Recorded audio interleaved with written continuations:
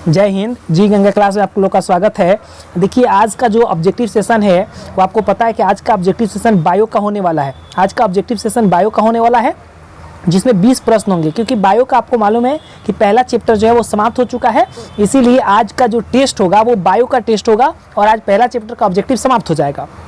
हम आपको बता दें कि आपका निरंतर क्लास जो है रूटीन के अनुसार चल रहा है। कल केमिस्ट्री का मॉर्निंग में सुबह में क्लास होगा और आपका सेकंड चैप्टर केमिस्ट्री का सेकंड चैप्टर भी स्टार्ट हो जाएगा। आज आपको हिस्ट्री का क्लास मिला था, अगले ऐसे ही सैटरडे और संडे को आपको हिंदी की क्लासेस भी अपने टाइम पर मिलते रहेंगी। इसके अलावा भी अगर हम बात करें तो आप लोग हमेशा याद रखिएगा कि व्हाट्सअप नंबर जो हम दिए थे आप वहाँ जरूर जुड़िए, मेरे व्हाट्सअप नंबर से जरूर जुड़िए। हम व्हाट्सअप नंबर एक बार स्क्रीन पे लिख देते हैं, ज़रा ध्यान से देखिएगा। 9472687135। एक बार फिर से रिपीट कर देते हैं, ज़रा ध्यान से समझिएगा। 9472687135 ये मेरा व्हाट्सअप नंबर है। आप यहाँ पे अपना नाम लिख के भेजिए, हम आपको ग्रुप में शामिल करेंगे जहाँ पे आपको टेस्ट से संबंधित पीडीएफ या क्लास से संबंधित जितना भी पीडीएफ होता है वो सारा मिल जाता है। इसके अलावा आपका पर्सनल कोई भी दिक्कत होता है तो हम वहाँ पे सॉल्व करते हैं। तो आइए आज का सेशन जो है वो स्टार्ट करते हैं। बड़ा मजेदार सेशन होने वाला है क्योंकि बायो का आज पहला चैप्टर समाप्त हो गया है और टोटल चैप्टर से मिला के 20 प्रश्न हम रखे हैं। देखते हैं कि किनका कितना सही होता है और वो लोग अपना नाम कमेंट्स में जरूर लिखिएगा। पिछले वाला का कमेंट्स हम नहीं लिखे थे क्योंकि हिस्ट्री में बहुत सारे बच्चे जो थे आगे पीछे कमेंट्स करते रहे, लेकिन इसमें आप लोग टेस्ट देकर अपना कमेंट्स में नाम जरूर लिखिएगा। 100% अगले वीडियो में आप लोग का नाम जो है मेंशन किया जाएगा। आइए सेशन को अब स्टार्ट करते हैं। पहला जो क्वेश्चन है आपके स्क्रीन पे ये रहा। आपको बताना है कि वायुमंडल में CO2 का प्रतिशत क्या है। ये बड़ा आसान क्वेश्चन दिए है ताकि आप लोग खाता खोल लें अपना और आसानी से पहला क्वेश्चन से ही शुरुआत कर लें। 10 सेकंड का आपको तो मालूम है कि समय रहता है।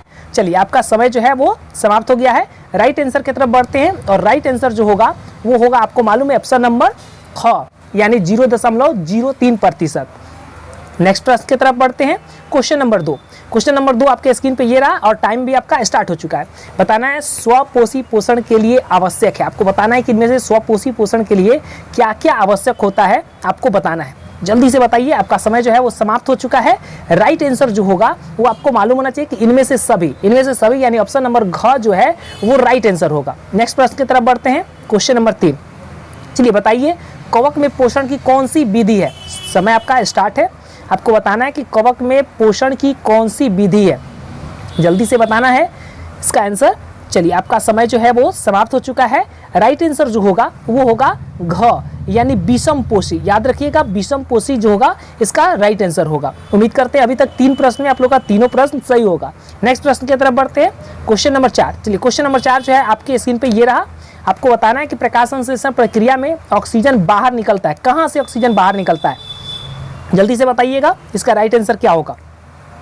चलिए, आपका समय जो है वो समाप्त हो गया है। राइट आंसर जो होगा वो होगा जल, यानी कि ऑप्शन नंबर क जो होगा वो सही है, क्योंकि जल से ही क्या होता है कि ऑक्सीजन निकलता है। आपको बताए थे कि सूर्य का प्रकाश होता है जल को तोड़ता है और जब तोड़ता है तो वहीं से ऑक्सीजन जो है वो क्या होता है, मुक्त होता है।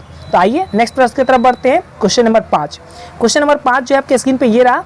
क्लोरोफिल वर्णक का रंग है। बताना है कि क्लोरोफिल वर्णक जो होता है इसका रंग कैसा होता है। बड़ा आसान प्रश्न है, एकदम हंसते खेलते हुए आप लोग टिक आउट कर सकेंगे। जल्दी से बताइएगा क्या होगा। चलिए, आपका समय समाप्त हो गया है। हम बता देते हैं इसका राइट आंसर क होगा यानी हरा। याद रखिएगा, क जो है राइट आंसर हो जाएगा क्वेश्चन नंबर 5 का। नेक्स्ट प्रश्न की तरफ बढ़ते हैं। क्वेश्चन नंबर 6 आपके स्क्रीन पे ये रहा। आपको बताना है कि प्रकृति में ऑक्सीजन का संतुलन कैसे बना रहता है। जल्दी से बताइएगा, इसका राइट आंसर क्या होगा। प्रकृति में ऑक्सीजन का संतुलन कैसे बना रहता है, जल्दी से बताना है आपको। चलिए, आपका समय जो है वो समाप्त हो गया है। राइट आंसर जो होगा ऑप्शन नंबर ख होगा। ऑप्शन नंबर ख यानी प्रकाश संश्लेषण क्रिया द्वारा ही हमारी प्रकृति में ऑक्सीजन का संतुलन बना रहता है। आइए नेक्स्ट प्रश्न की तरफ बढ़ते हैं। Question number 7। जठर ग्रंथि कहाँ पाई जाती है। चलिए, बड़ा आसान प्रश्न आ गया है। आपको बताते चले कि अगर इस तरह के प्रश्न में बनाने में आपको दिक्कत है और आप हमारे चैनल पे नए हैं तो आप मेरा जो थ्योरी का क्लासेस है वो जरूर देखिए। थ्योरी की क्लासेस जब देखिएगा ना तो वहाँ पे ये सारा चीज़ बहुत ही ज़्यादा डिटेल से पढ़ाया गया है। आपको कहीं भी कोई दिक्कत नहीं होने वाला। इसलिए आप लोग अगर नए हैं और ऑब्जेक्टिव सेशन केवल देख रहे हैं तो आप थ्योरी क्लासेस जरूर कीजिए। चलिए, राइट आंसर की तरफ बढ़ते हैं। राइट आंसर जो होगा घ होगा, यानी अमाशय में हमारी जठर ग्रंथियाँ पाई जाती हैं। नेक्स्ट प्रश्न की तरफ बढ़ते हैं। क्वेश्चन नंबर 8 की तरफ से, रक्षिक कोशिकाएं पाई जाती हैं। जल्दी से बताइए, रक्षिक कोशिकाएं कहाँ पाई जाती हैं। आपका समय स्टार्ट है।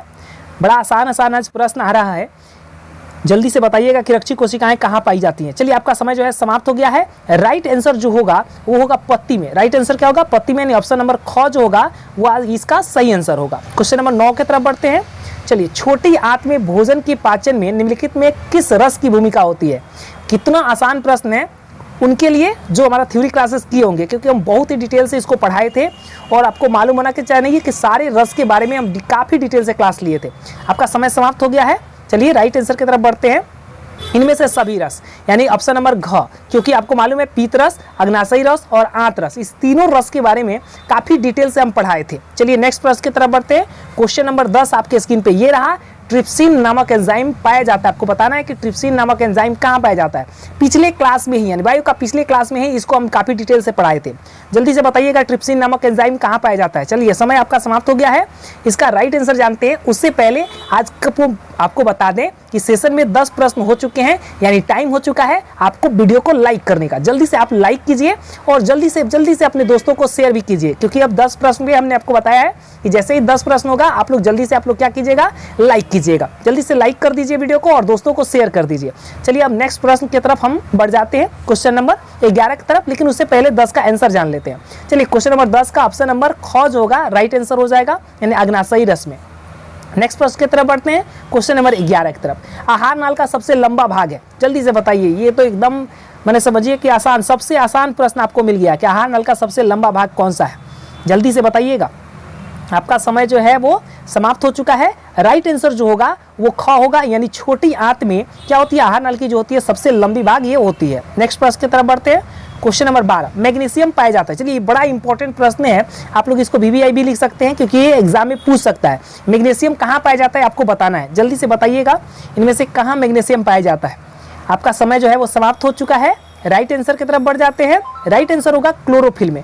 याद रखिएगा क्लोरोफिल, यानी ऑप्शन नंबर क, क्लोरोफिल में मैग्नीशियम पाया जाता है। इस चीज को आप दिमाग में बैठा लीजिएगा। नेक्स्ट प्रश्न की तरफ बढ़ते हैं, क्वेश्चन नंबर 13। सजीव में पाए जाने वाले जैव प्रक्रम है, आपको बताना है कि कौन कौन सा इसमें से जो होगा जैव प्रक्रम जो सजीवों में पाया जाता है। जल्दी से बताइएगा आपका राइट आंसर क्या होगा। चलिए राइट आंसर आपको हम बताते चले। राइट आंसर जो होगा वो इनमें से सभी होगा, यानी ऑप्शन नंबर घ, क्योंकि आपको मालूम है श्वसन, पोषण और जनन ये सभी सजीवों में पाया जाता है। नेक्स्ट प्रश्न की तरफ बढ़ते हैं, क्वेश्चन नंबर 14। चलिए बड़ा आसान प्रश्न आ गया है। वायुमंडल में O2 मतलब ऑक्सीजन समझिएगा का प्रतिशत क्या है, आपको बताना है वायुमंडल में ऑक्सीजन का प्रतिशत कितना है। चलिए आपका समय समाप्त हो गया है। राइट आंसर जो होगा वो ऑप्शन नंबर घ होगा, यानी 21% हम लोग के वायुमंडल में ऑक्सीजन पाया जाता है। नेक्स्ट प्रश्न यानी 15 नंबर। चलिए 15 नंबर आपके स्क्रीन पे ये रहा। इनमें कौन प्रकाश संश्लेषी अंगक है। चलिए ये सारा प्रश्न हमको लग रहा है रिपीट हो रहा है, यानी एक बार ये टेस्ट में आ चुका है। तब तो आज हमको लगता है कि आप लोग का सबका आज 17+ सही जरूर होना चाहिए। 17+ सही जरूर आप लोगों का होगा। चलिए आपका समय समाप्त हो चुका है। हम राइट आंसर की तरफ बढ़ जाते हैं। राइट आंसर होगा ऑप्शन नंबर ख, यानी हरित लवण। नेक्स्ट प्रश्न की तरफ बढ़ते हैं, क्वेश्चन नंबर 16। भोजन का पाचन किस प्रकार का अभिक्रिया है। ये भी प्रश्न बड़ी आसान है और इंपॉर्टेंट है, इसलिए इसको आप VVI लिख सकते हैं, ये एग्जाम में पूछ सकता है। जल्दी से बताइएगा कि भोजन का पाचन किस प्रकार की अभिक्रिया है। चलिए आपका समय जो है वो समाप्त हो गया है। राइट आंसर जो होगा वो होगा उपचयन। याद रखिएगा उपचयन जो है भोजन का पाचन का क्या होता है, अभिक्रिया होता है। चलिए भोजन का पाचन जो अभिक्रिया है वो कौन सा अभिक्रिया है, उपचयन अभिक्रिया है। नेक्स्ट प्रश्न की तरफ बढ़ते हैं, क्वेश्चन नंबर 17। कुटपात जो होता है, कुटपात किसमें पाया जाता है, आपको बताना है। आपका समय स्टार्ट है, जल्दी से बताइए कुटपात जो है किसमें पाया जाता है। आपका समय जो है वो समाप्त हो गया है। राइट आंसर जो होगा वो होगा अमीबा। अमीबा में क्या पाया जाता है, कुटपात पाया जाता है, जिससे वो भोजन पकड़ने का काम करता है या अपनी आकृति बदलने का काम करता है। नेक्स्ट प्रश्न की तरफ बढ़ते हैं, क्वेश्चन नंबर 18 की तरफ। चलिए क्वेश्चन नंबर 18 है, निम्नलिखित में जठर ग्रंथि की कौन सी कोशिका हाइड्रोक्लोरिक अम्ल का स्राव करती है। थोड़ा डिटेल से जो लोग पढ़े होंगे वही बता पाएंगे। चलिए 15 सेकंड का इसमें हम समय दे देते हैं। आपको बताना है कि HCl का स्राव निम्नलिखित में से कहाँ से होता है। चलिए आपका समय समाप्त हो गया है। आपको राइट आंसर की तरफ बढ़ाते हैं और आपको मालूम है कि द्वितीय कोशिका जो होती है वहाँ से HCl अम्ल का स्राव होता है। नेक्स्ट प्रश्न यानी 19 नंबर प्रश्न की तरफ बढ़ चुके हैं। पेप्सिन नामक एंजाइम भोजन के प्रोटीन को बदल देता है, बताइए किसमें बदलता है। पेप्सिन नामक एंजाइम भोजन के प्रोटीन को किसमें बदलता है, आपको बताना है। आपका समय जो है वो समाप्त हो चुका है। राइट आंसर जो होगा वो होगा ऑप्शन नंबर क, यानी पेप्टोन में बदलने का काम करता है। आइए अब लास्ट प्रश्न की तरफ बढ़ चुके हैं। लास्ट प्रश्न है, मांसाहारी जंतुओं की छोटी आंत की लंबाई शाकाहारी जंतु की तुलना में बताइए क्या होती है। चलिए यहाँ पे डबल में हो गया, एक काट दीजिएगा। बताना है इसमें राइट आंसर आपका क्या होगा। आपको बता दें, ये राइट आंसर आप बताते रहिए, इसके साथ साथ हम आपको बता दें कि आप लोग कल केमिस्ट्री का क्लास करना नहीं भूलिएगा। अच्छा, इसके अलावा आप अपने दोस्तों को जरूर जोड़िए, दोस्तों को शेयर कीजिए, ज़्यादा से ज़्यादा व्हाट्सअप ग्रुप के भी बारे में बताइए कि वहाँ नोट्स मिल जाता है। साथ ही साथ आप बताइए कि यहाँ पे सभी क्लासेज, यानी अब आपको बहुत जल्दी आपको हम बता दें कि इंग्लिश ग्रामर की क्लासेज जो है बहुत जल्दी आपको मिलने वाली हैं। इसके अलावा ज्योग्राफी की क्लासेज स्टार्ट होने वाली हैं। तो आप लोग एकदम हमारे पर विश्वास बनाए रखिए, दोस्तों को जोड़ते रहिए। हम सारा subject A to Z subject भी आपको टोटल का टोटल कंप्लीट कराएंगे। यहाँ तक कि संस्कृत जो है उसका भी पूरा का पूरा आपको हम पढ़ाने जा रहे हैं। तो इसलिए आप लोग जरूर हमसे बने रहिए, हमसे जुड़े रहिए।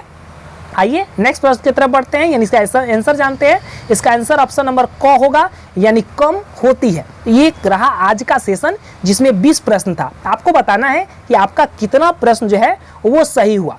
इसके साथ साथ आप अपना कमेंट्स करके नाम जरूर बताइएगा कि आपका कितना प्रश्न सही हुआ। तो आज के लिए बस इतना ही। बहुत बहुत धन्यवाद।